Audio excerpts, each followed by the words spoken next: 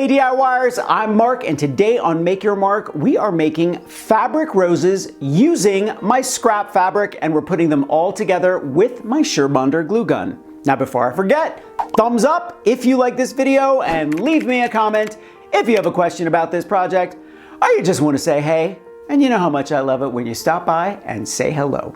Are you ready? Let's make some fabric roses.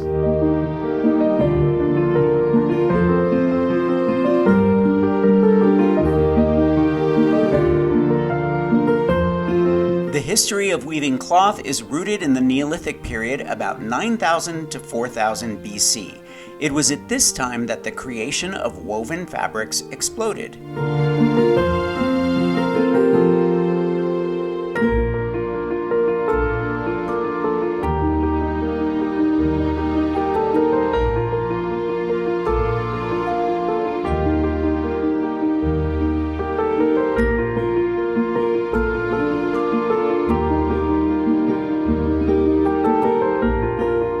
In 1954, George Schultz was said to have invented his polygun, the first glue gun.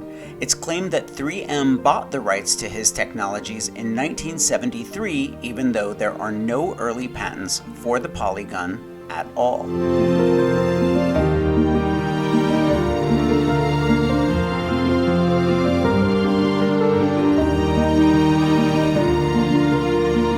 Roses have been sought after for millennia and have a rich cultural history.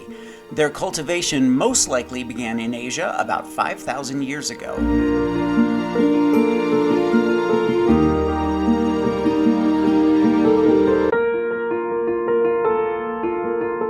The ancient Greeks used to wear flowers at wedding ceremonies because they believed that the scent would ward off evil spirits.